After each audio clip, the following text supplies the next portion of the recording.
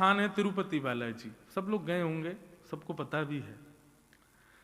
तो आज से हजारों वर्ष पूर्व तिरुपति में एक वैष्णव रहते थे। तिरुपति बालाजी की वो सेवा करते थे। तब इतना समृद्ध स्थान नहीं था, इतनी ज्यादा व्यवस्थाएं वहां पर नहीं थी। एक दिन जेठ का महीना, बहुत भीषण गर्मी, और क्योंकि तिरुमला पर्वत के ऊपर तिरुपति है तो गर्मियों के समय में यदि कभी आपको जाने का अवसर भी मिले तो भी देखेंगे कि बिना किसी कारण ही आपके समस्त वस्त्र जो है गीले हो जाएंगे, इतना पसीना आता है, इतनी गर्मी दक्षिण में तो पड़ती भी बहुत है। तो जो वैष्णव सेवा करते थे उनके मन में आया, इतनी गर्मी पड़ रही है, इतना गर्म मौसम हो रहा है, ठाकुर जी की नौका विहार के लिए एक सरोवर इस पर्वत के ऊपर होता तो कितना आनंद आता। हम ठाकुर जी को सरोवर में नौका विहार कराते, ठाकुर जी को थोड़ी शीतलता मिलती, आनंद आता। इतनी व्यवस्था नहीं थी, इतने लोग नहीं थे, तो दोनों दंपति, पति पत्नी दोनों लिए फावड़ा और लग गए खोदने सरोवर बनाने के लिए। अब दो लोग इतना बड़ा सरोवर बनाए तो कितनी व्यवस्था करनी पड़ेगी। बेचारे दोनों खोदते, फिर जितनी मिट्टी इकट्ठी होती उसको लेकर के जाते, दूर फेंकते। तो जो ब्राह्मण थे, उनकी जो ब्राह्मणी थी वो गर्भवती थी, उनके गर्भ में बालक था। वो जब मट्टी उठा करके दूर कहीं फेंकने जाती तो ठाकुर जी को बड़ी पीड़ा होती। बोले कि देखो हमारे सुख के विचार के लिए दोनों कितना श्रम कर रहे हैं। वो गर्भवती माता है, उनके गर्भ में बालक है, फिर भी देखो वो कैसे लगी हैं, धूप ताप कुछ विचार नहीं करती, हमारी सेवा में तत्पर हैं। ठाकुर जी से देखा नहीं गया, और ठाकुर जी इतने में ही नन्हे से एक ग्वारिया बालक बन करके आए, सांवला सा उनका रूप, और जैसे ही वो मैया मट्टी डलिया में भर के उठा के फेंकने जाती, इतने में ही वो बालक रूप में ठाकुर जी आ जाते और उनसे डलिया छिना करके स्वयं लेकर के जाते और दूर फेंक करके, और फिर डलिया मैया के पास छोड़ के फिर भाग जाते। मैया बोली पता नहीं कौन नटखट बालक है, किसका बालक है, कहां से आ जाता है, मेरी डलिया उठा के भाग जाता है। पुनश्च फिर से मट्टी इकट्ठी करके जैसे ही डलिया उठाई, फिर से ठाकुर जी आ गए और फिर से डलिया छिना के और लेके जाएं और दूर पटक करके और डलिया उनके पास में के फिर भाग जाएं, और वो रोकना चाहें तो रुके नहीं। 2-3 बार जब ठाकुर जी ने ये किया तो ब्राह्मणी ने जाके ब्राह्मण को दिखाया, बोले देखो आप मट्टी खोदते मैं भरती हूं, जैसे ही मैं लेके जाती हूँ पता नहीं कहां से बालक आता है और वो पूरी डलिया लेके भाग जाता है और फेंक के और फिर कहीं अंतर ध्यान हो जाता है, कहीं चला जाता है, छुप जाता है, किसका बालक है यहां। ब्राह्मण ने बोला देखो मैं देखता हूं कौन है। जैसी डलिया में पूरा मट्टी भर के जैसे ही ब्राह्मणी ने उठाया, इतने में ही जैसे ही वो बालक आया, बालक के रूप को देखते ही उनकी करधनी जैसे ही देखी, करधनी समझते हैं, कौंधनी कमर पर जो धारण करते हैं, वो स्वर्ण की कौंधनी वही थी जो तिरुपति बालाजी ने पहनी थी।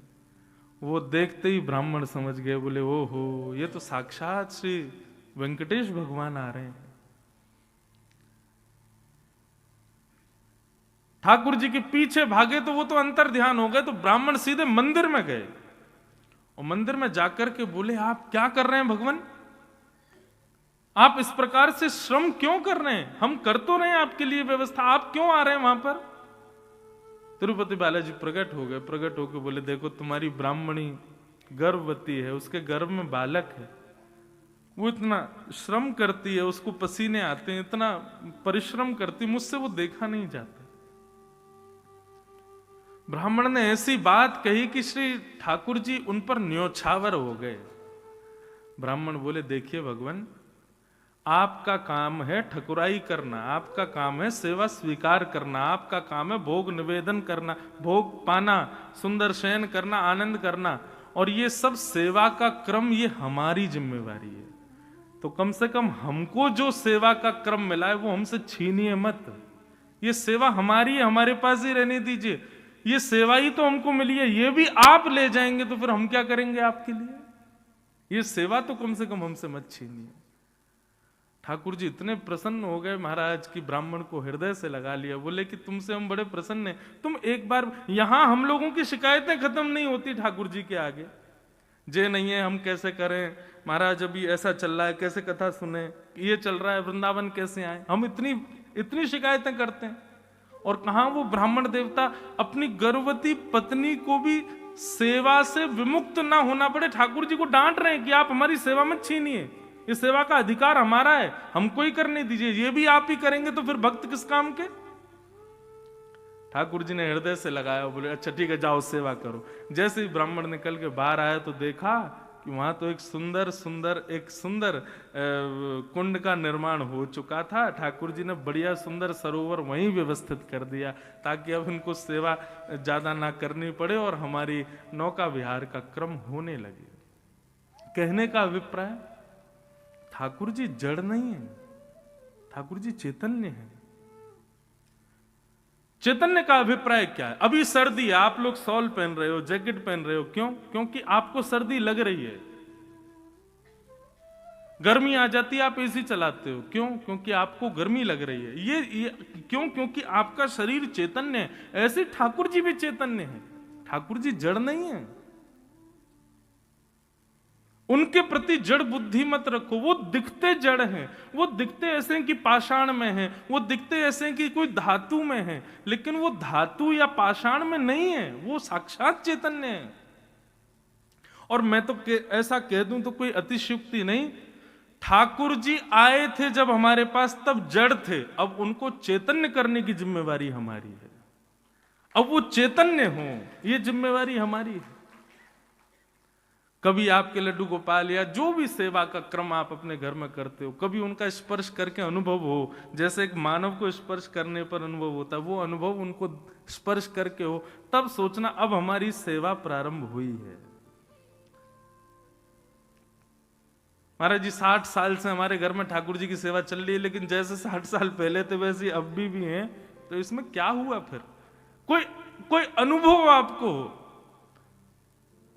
हमारे वृंदावन के श्री राधारमन लाल जी वहां के सेवायत बताते हैं कि ठाकुर जी को जब इत्र की सेवा की जाती है, पूरे दिन के खड़े ठाकुर जी दर्शन के बाद जब रात्रि में ठाकुर जी को इत्र लगाया जाता है, तो जैसे कभी कभी हमारे ऐसे रोए खड़े होते हैं ना, ऐसे ठाकुर जी को जब इत्र की सेवा होती है तो ठाकुर जी के भी रोए खड़े हो जाते हैं। अनुभव होता है कि जैसे मानो कोई चैतन्य हो।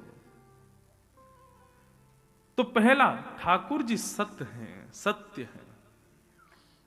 दूसरा, ठाकुर जी चैतन्य है, उनके प्रति चैतन्य भाव रखो। और तीसरा, ठाकुर जी आनंद घन है। हमारे पूज्य गुरुदेव भगवान कहते हैं कि जिसने अपनी सेवा में सत्य भाव और चैतन्य भाव प्रकट कर लिया, अपने ठाकुर जी के प्रति सत्य और चैतन्य भाव स्थापित कर लिया, उसी के ठाकुर जी फिर आनंद प्रदान करने लगेंगे।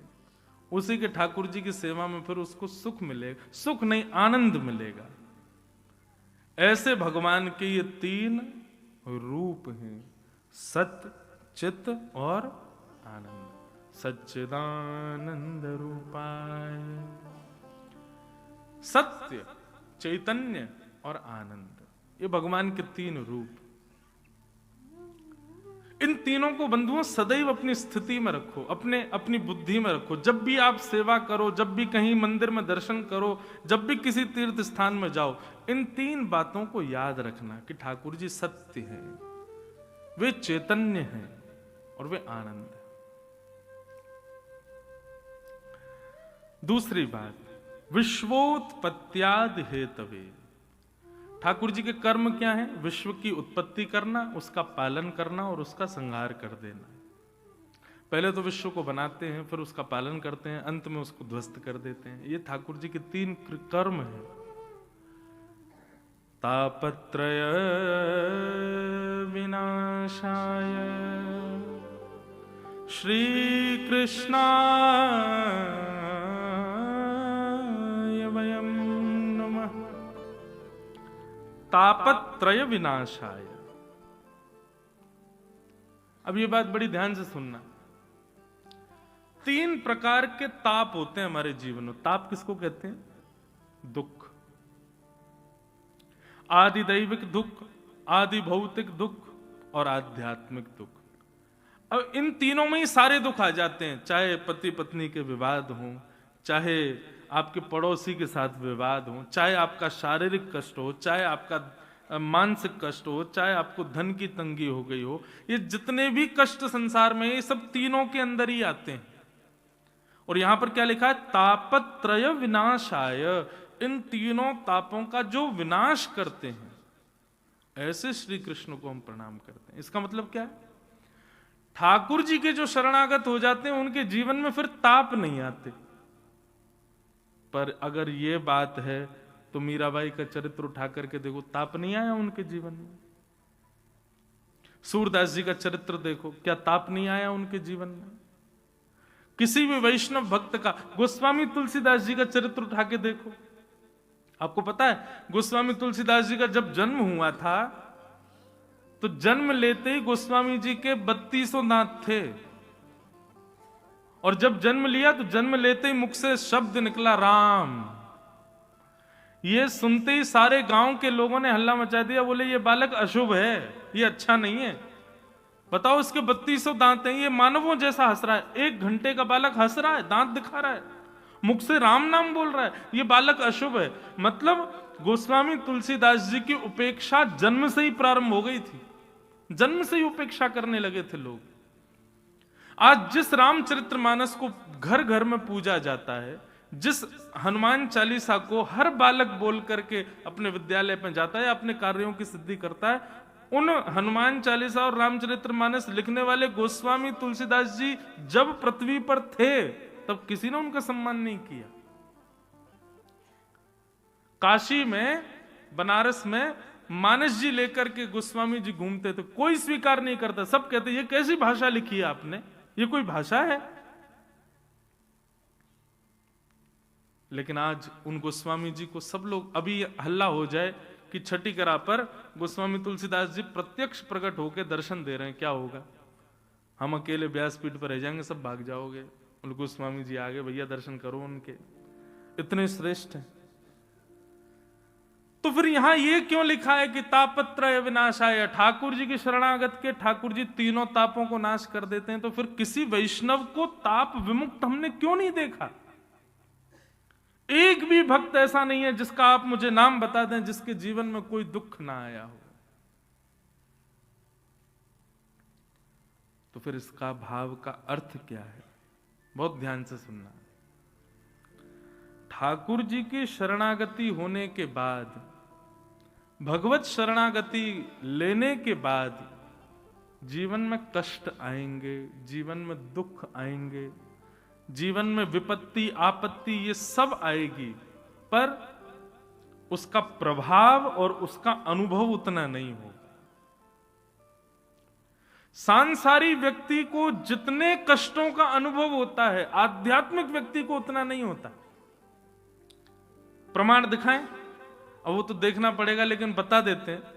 सांसारिक व्यक्ति को आप 4 सब्जियां बना करके दे दो और बढ़िया उसको सब बिल्कुल व्यवस्थित करके और कहो भैया ले लो 2 रोटी पाओ प्रेम से, उसमें भी वो नमक मिर्च कम बता देगा, उसमें भी वो नाक मुंह मोड़ देगा, इसमें ये नहीं है, इसमें ये नहीं है, अरे मजे नहीं आ रहे, कुछ और बढ़िया डालो, नींबू निचोड़ो, इसमें थोड़ा मसाला डालो, जे करो। और वही भगवत वैष्णव भक्त हो, उसको आप 2 दिन बासी रोटी दे दो और उसमें ही थोड़े से टमाटर काट करके दे दो, या ठाकुर जी की कोई अमनिया प्रसादी हो, ठाकुर जी को भोग लगी हो, वो उसको दे दो। कैसी भी हो, बस ठाकुर जी की प्रसादी हो, वो बिल्कुल उसको प्रेम पूर्वक पालेगा। उसमें कोई किसी भी प्रकार का कोई भाव ऐसा नहीं रखेगा कि ऐसा क्यों।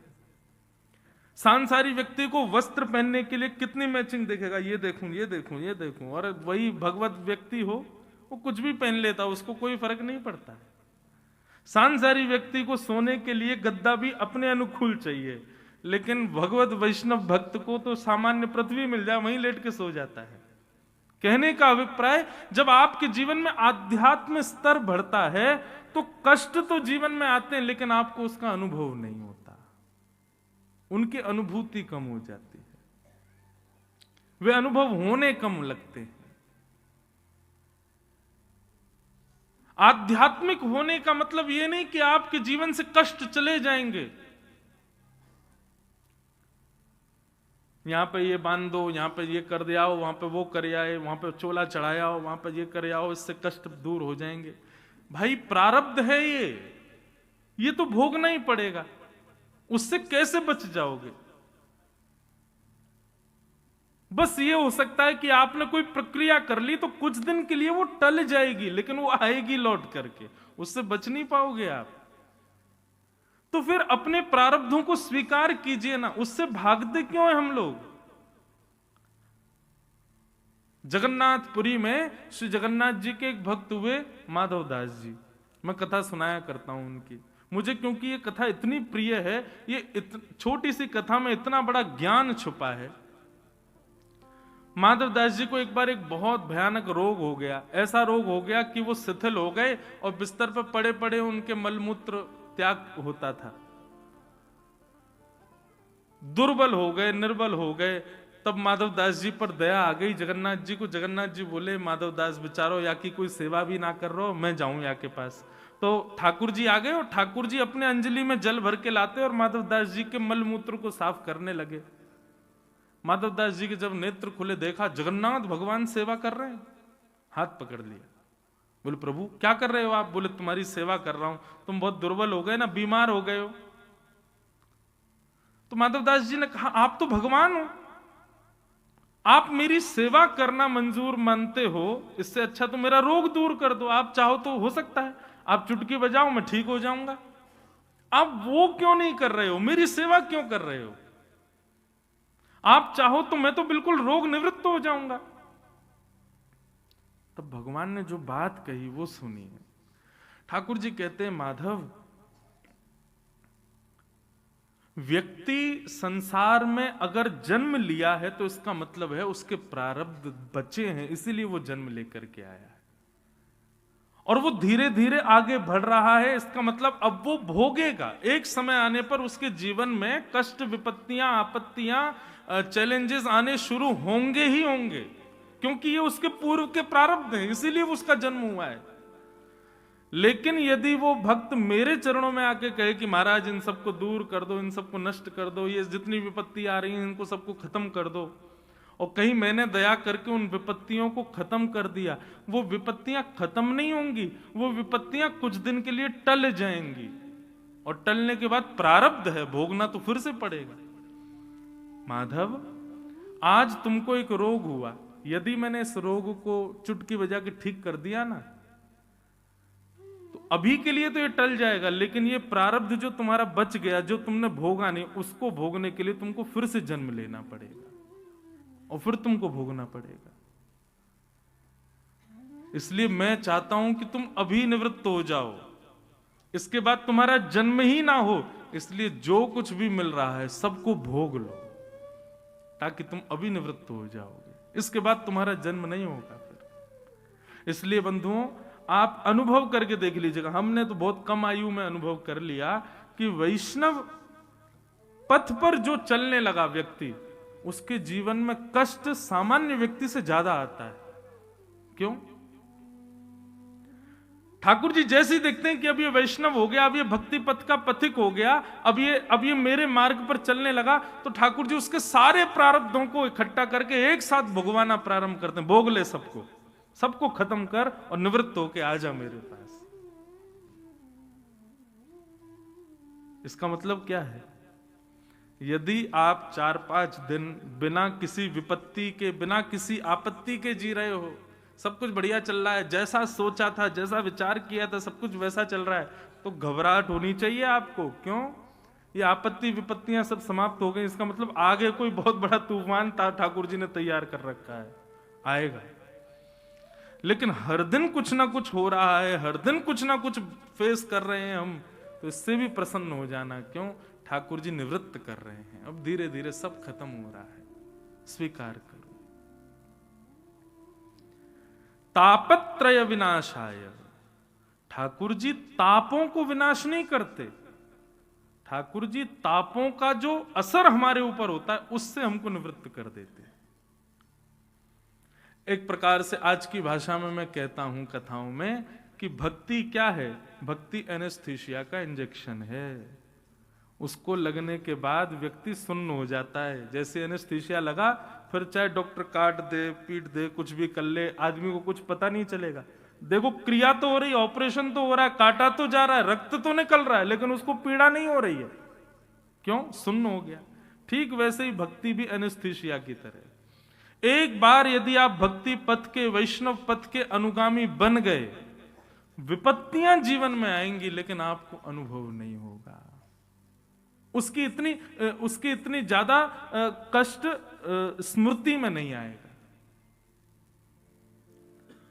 बाकी हम सब गाते हैं, ब्रज के नंद लाला,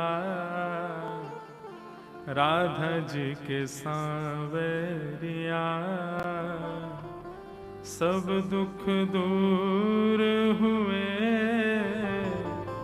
जब तेरा नाम लिया। ब्रज के नंद लाला, राधा जी के सांवरिया, सब दुख दूर हुए जब तेरा नाम। करताल बजा के गाओ। ब्रज के नंद लाला, राधा जी के सांवरिया, सब दुख दूर हुए जब तेरा नाम लिया। ब्रज के नंद लाला, राधा जी के सांवरिया, सब दुख दूर हुए जब तेरा नाम लिया। सब दुख दूर हुए जब तेरा नाम लिया। सब दुख दूर हुए जब तेरा नाम लिया। ओ मीरा पुकारे तुम्हें, गिरधर गोपाला, मीरा पुकारे तुम्हें, गिरधर गोपाला। मीरा पुकारे तुम्हें, गिरधर गोपाला, मीरा पुकारे तुम्हें, गिरधर गोपाला। ढल गया अमृत में विष का भरा प्याला। बन गया अमृत में विष का भरा प्याला। ओ विष का भरा प्याला, कौन मिटाए उसे जिस तूने राख लिया। सब दुख दूर हुए जब तेरा नाम लिया। सब दुख दूर हुए जब तेरा नाम लिया।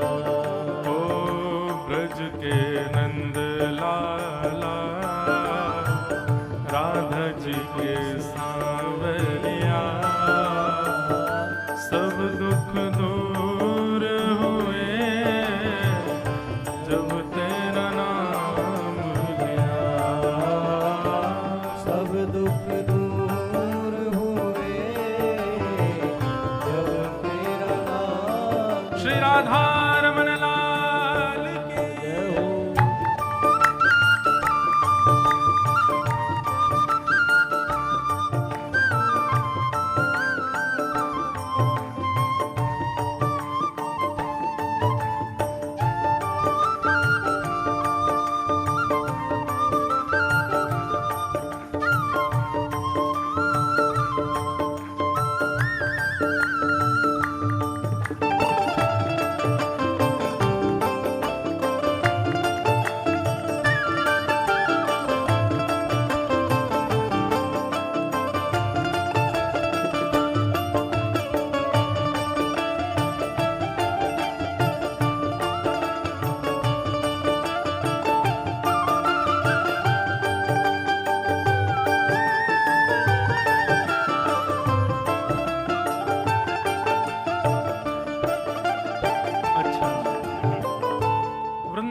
की सीमा से बाहर के लोगों के दुख बहुत सारे हो सकते हैं, पर वास्तविक में ब्रजवासी का एक ही दुख है, और वो कष्ट क्या है, वो पीड़ा क्या है कि हे नाथ, कब हमें आप युगल स्वरूप में दर्शन दोगे। बस दर्शन की पीड़ा है।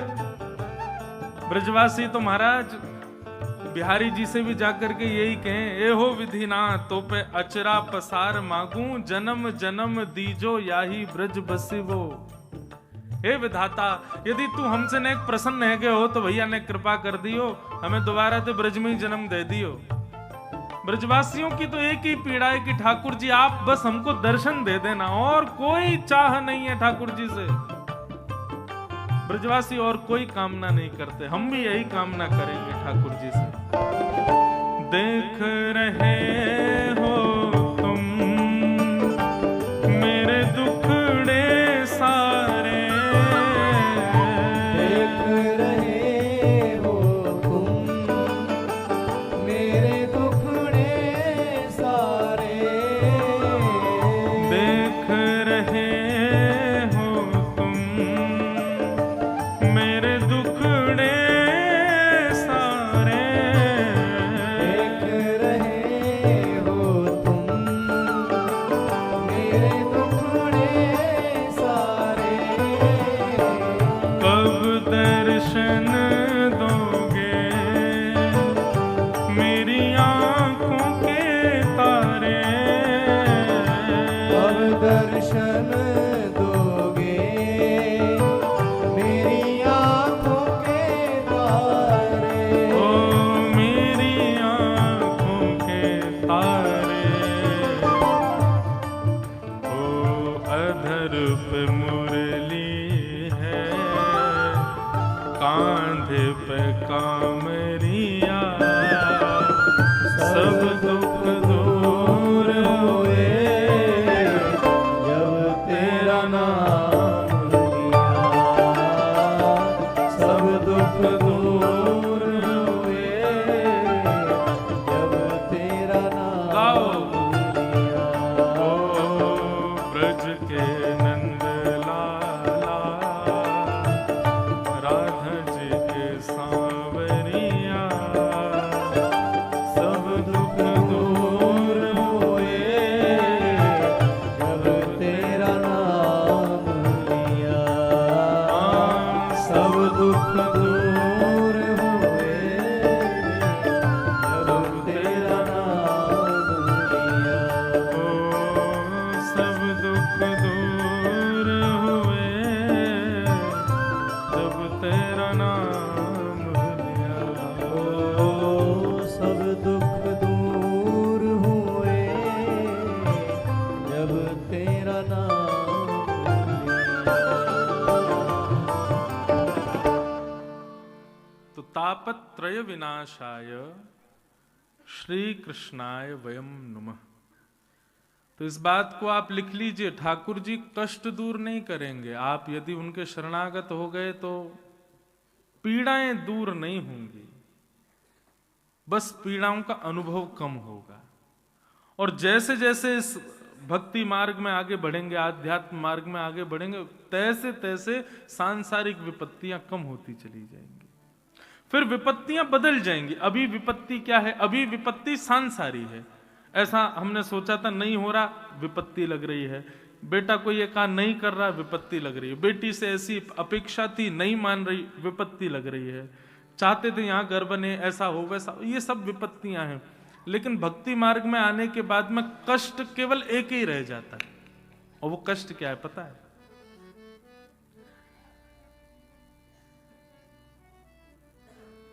विपदो नैव विपदः संपदो नैव संपद विपद विस्मरणं विष्णो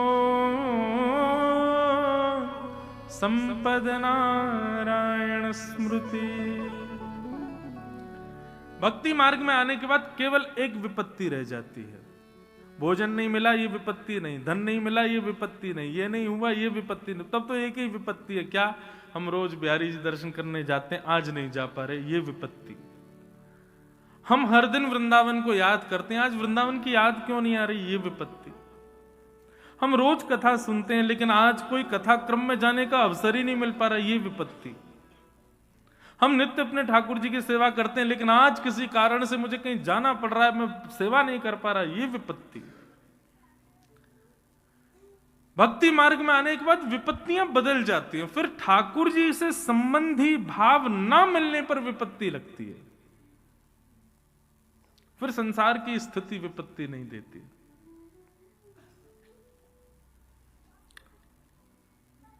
ये विपत्ति का कारण बन जाता है। विपद विस्मरणम विष्णु, ठाकुर जी की स्मृति ना होना ये विपत्ति का कारण लगता है। तो बंधुओं, ये बात आप समझ लें कि आध्यात्मिक होने से कष्ट जीवन से नहीं जाते, आते हैं, बस उनका अनुभव नहीं हो।